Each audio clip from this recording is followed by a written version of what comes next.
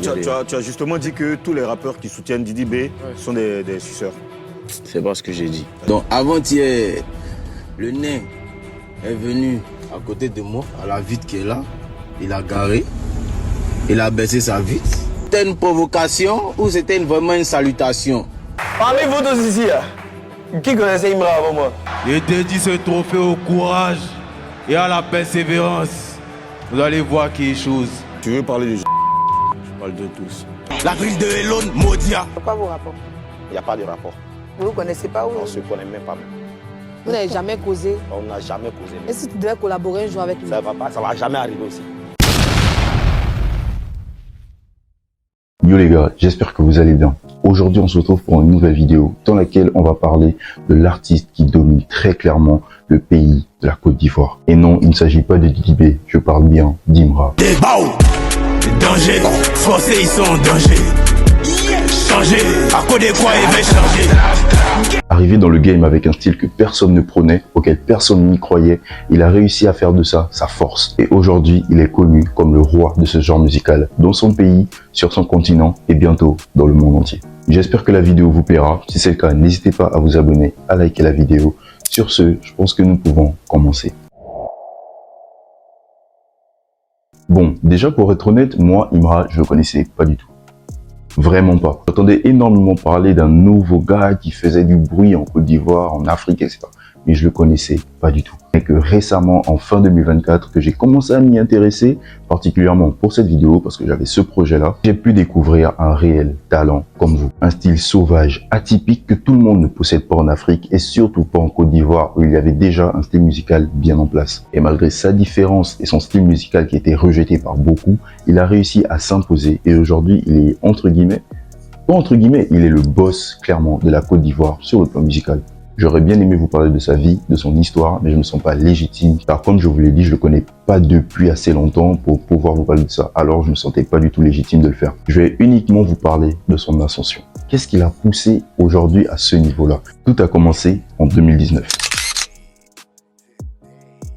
Enfin, tout n'a pas commencé en 2019. Il n'a pas commencé sa carrière en 2019. Je parle vraiment de son ascension, comme je vous l'ai dit. Et sinon, bien avant, il faisait déjà des clips, il faisait déjà des sons, mais qui n'étaient pas vraiment à la hauteur, pas du tout à la hauteur. Il y a une grande différence quand même avec ce qu'il fait aujourd'hui. À l'époque, surtout, ce qu'il faisait qui ne se démarquait pas des autres, c'est qu'il faisait comme tout le monde. Et quand tu fais comme tout le monde, t'es dans la masse, et pas plus, pas moins. T'es juste dans la masse, comme tout le monde.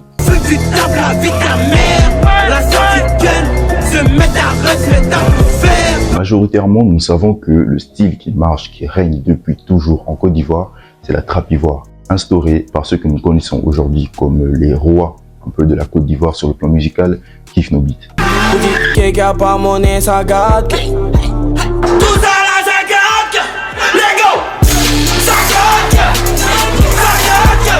Instaurer un genre musical en Côte d'Ivoire auquel tous les artistes étaient obligés de s'identifier s'ils voulaient percer. Les artistes ici, ils savent pas à quoi ils appartiennent. En vrai, ils savent pas. Ils sont dans une optique de. Ils sont tellement dans une optique de percer qu'ils font de la musique pour plaire. Ça ne vous rappelle pas quelque chose? Une certaine vidéo que j'avais fait ici? Bref. Alors, tous les nouveaux artistes étaient obligés de baigner dans ces trappes ivoires instaurées par Kif No Beat. Parce que quand tu faisais quelque chose de différent, tu avais le soutien de personne, ni le public, ni des producteurs, ni des managers. Et encore moins des artistes qui sont plus élevés que toi. Car ils ne vont pas promouvoir quelque chose qu'ils ne font pas, qu'ils ne maîtrisent pas, ou encore qu'ils ne veulent pas mettre en avant, justement. Ils ne veulent pas que quelqu'un d'autre emmène quelque chose de différent, car eux, ils sont déjà au top. Ils ne veulent pas baisser. C'est normal. Alors pourquoi je viens directement en 2019? Car en 2019, c'est la séparation du groupe mythique Kif No Beat. Chacun d'entre eux fera sa carrière en solo et ils auront un peu l'image des grands frères ou des papas de l'industrie musicale ivoirienne. Ce qui est un peu normal vu la légende qu'ils ont pu créer avec leur groupe. Et c'est là qu'aujourd'hui, il est un peu connu comme l'ennemi d'Imra, Didi B va rentrer en scène. Et honnêtement, je préfère vous le dire, Didi B sera extrêmement présent dans cette vidéo car on ne peut pas parler d'Imra sans parler de Didi B quand il s'agit de son ascension. Ah oui, Imra, il a du talent, Imra, il a su faire les choses, mais je ne pense pas que sans sa rivalité avec Didi B, aujourd'hui, il aurait une telle exposition médiatique ou encore musicale. Car comme lui-même il a dit, si tu veux te retrouver au top du classement, tu dois abattre, entre guillemets, ceux qui sont plus forts que toi. Et on va pas se mentir, c'est quelqu'un qui est assis. Et si moi, je dois attaquer quelqu'un, si moi, je dois lutter, c'est-à-dire que moi, je ne suis pas un gars qui répond à des gens qui sont en bas de moi. Si je réagis, je m'attaque toujours aux grosses têtes parce que je sais que je suis capable de descendre ça. Alors, en 2019, comme tous les autres membres de la Kif No Beat, Didi B lancera sa carrière en solo. Et à partir de cette carrière en solo, il mettra en place un label appelé l'Africa Mindset. Il y avait énormément de nouveaux artistes à l'intérieur, mais notre cher Imra n'en fera pas partie. Pas parce qu'ils avaient déjà des problèmes quoi, pas du tout, je pense qu'ils ne l'avaient pas encore repéré à cette époque. Et d'ailleurs, nous y venons. Où ils se sont rencontrés et comment. Didi B à cette époque faisait pas mal de clashs, de duels contre de nouveaux rappeurs. Et un jour, il décida d'inviter Imra. Alors c'est ce jour-là, pendant cet événement, qu'ils se sont rencontrés et après les choses ont plutôt bien marché entre eux. Imra va même devenir le petit de Didi B. Depuis des années, je suis à la page. Assez de moi, ils ont passé des femmes. Voilà. Et à partir de là, Imra fera même quelques apparitions avec les membres de l'Africa Mindset, le label de Didi B. Alors en vrai, tout se passe bien. Pourquoi il y aura un problème là? D'ailleurs, au même moment, Imra commence à sortir des sons qui pètent un peu en Côte d'Ivoire, qui prennent de l'ascension, les gens commencent à reconnaître. En tout cas, tous les nouveaux artistes, que ce soit ceux du label de Didi B, de l'Africa Mindset ou Imra, et même d'autres, on s'entend qu'en Côte d'Ivoire, il y a vraiment une nouvelle génération d'artistes, et ça, c'est très bien. Et alors, c'est en 2020 que tout va basculer. En 2020, il y a un petit drame qui va se passer dans l'Africa Mindset. En 2020, tous les sons de l'Africa Mindset seront supprimés de la plateforme YouTube. Et je pense que vous le savez, à l'époque en tout cas, sans YouTube, niveau exposition musicale en Afrique, c'était pas trop ça. Spotify, Deezer, Apple Music, c'est pas vraiment très connu. Alors si tu supprimes tous les projets, tout le travail de ces artistes-là sur YouTube, ils ne deviennent plus rien. Et dans ces sons-là, sachez qu'il y avait énormément de sons d'Imra. Ce ne sont pas uniquement les sons ni les projets des artistes d'Africa Mindset qui ont été supprimés. Parce que comme je vous l'ai dit, Imra c'était un peu déjà le petit de Didi B. Alors Imra se faisait également propulser par l'Africa Mindset en publiant ses sons à l'intérieur. Alors on sait très bien que les sons n'ont pas pu disparaître tout seuls comme ça, de cette manière. À tout problème, il faut un coupable. Et là, le coupable qui a été trouvé a été Didi B. Vrai ou faux, nous ne savons pas, mais en tout cas, tous les membres de la Penny Industry, hormis Tamsir, étaient vraiment contre Didi B à cette époque, car ils pensaient tous que Didi B avait supprimé leur son pour ne pas qu'ils évoluent au point d'être au même niveau que Didi B, voire le surpasser. Alors je vous avoue que Imra là-dedans, il va pas vraiment donner son avis. Pendant ce temps-là, il va surtout se passer des clashs entre certains membres de l'Africa Mindset et Didi B. Ça ne nous intéresse pas. Passons directement à 2021 pour notre cher Imra. En 2021, il y a un certain genre musical qui est propulsé depuis les USA. Vous avez bien compris, il s'agit là de la drill. Imra, je pense qu'il va très vite s'identifier à ce genre musical, car après 2, 3, 4 sons, il voit que ça commence à marcher pour lui. Il se sent bien dans ce genre musical, alors il va très clairement continuer là-dedans. Il va d'ailleurs sortir l'un des sons qu'il a propulsé au devant de la scène avec d'autres jeunes artistes ivoiriens. C'est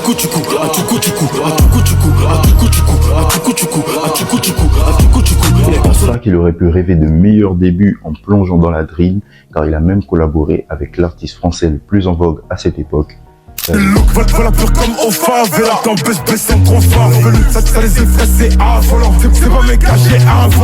peut se dire que Imra commence à prendre de la place quand même. Il collabore avec Gazo. Son nouvel album Ivoire Drill King 1 marche très bien, avec des sons qui lui ont permis de peaufiner son art, mais également d'être connu auprès du grand public. Alors là, franchement, qu'est-ce qui pourrait se passer mal pour Imra?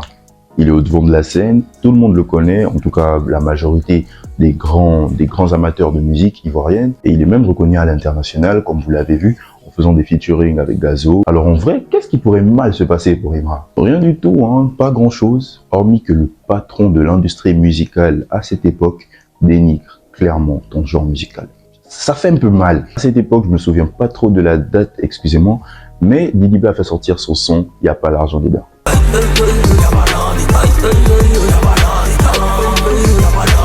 Et je vous laisse deviner de quoi il parle. Il parle bien évidemment de la drill. Et en disant aux autres, à ces jeunes, à ces poulains, ces petits, comme je vous l'ai dit, que leur style musical n'allait jamais marcher, qu'ils n'allaient jamais gagner de l'argent, qu'ils n'allaient jamais être reconnus à l'international avec ce genre-là. Honnêtement, ça, c'est quelque chose de cruel, de très cruel. Si ton but, c'était vraiment de faire évoluer tes petits, tu ne devrais pas les dénigrer de cette manière. En tout cas, pas devant des millions de personnes. Et suite à ce son-là, Imra se sentira clairement visé. Peut-être ce n'était pas uniquement de lui dont il parlait, mais en grande partie quand même. Parce que comme par hasard, c'est quand lui il commence à baigner là-dedans, il commence à faire des vues, il commence à être connu. Que là, tu sors ce son-là. Un peu bizarre. La coïncidence, j'y crois pas trop. Alors nous pouvons réellement dire que c'est en 2022 que le clash Imra-Didi B commencera. Je ne peux pas non plus parler d'Imra sans parler de sa grande communauté, ses fans qui donneraient tout pour lui. C'est d'ailleurs à cause d'eux que j'ai connu Imra. J'écoutais pas, mais dites-vous, c'est uniquement à cause des fans d'Imra au Gabon que je l'ai connu.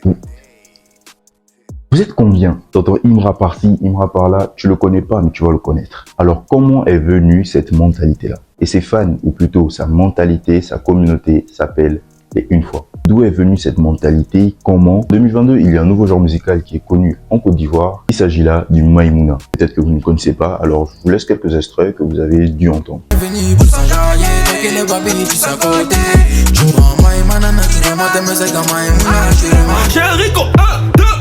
Hey, chérie coco, coco, coco, coco, coco, chérie coco, coco, coco, chérie coco, Je pense que vous avez compris, c'est ce genre-là qu'on écoutait en 2022-2023 avec un style très ambiançant et avec un langage bien propre aux Ivoiriens. Alors à cette époque-là, Imra était conscient de la propagande du Maïmouna. Alors il a décidé de faire un featuring avec quelques artistes qui propagandaient bien ce genre musical, mais surtout, il a dit à son manager de ne jamais emmener ces artistes-là chez Didi B. Tout ce que je vous ai raconté tout à l'heure, Imra l'avait encore dans le cœur.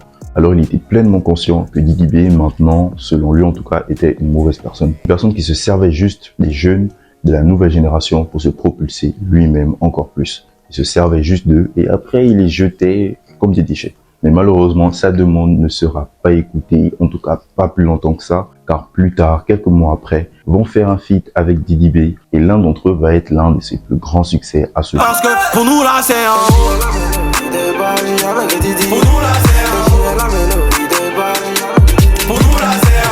Alors c'est à partir de ça que va commencer la mentalité Une Fois. Vraiment, c'est tellement resté dans ma bouche que c'est devenu un mode de vie, quoi. Avec que pour moi, j'ai adapté ça une fois à ma science. Avec que tout ce que je fais, on ne peut pas reproduire. Même moi, tout le monde est une fois. Tout le monde est, tu vois. Pour moi, c'est un résumé de la vie.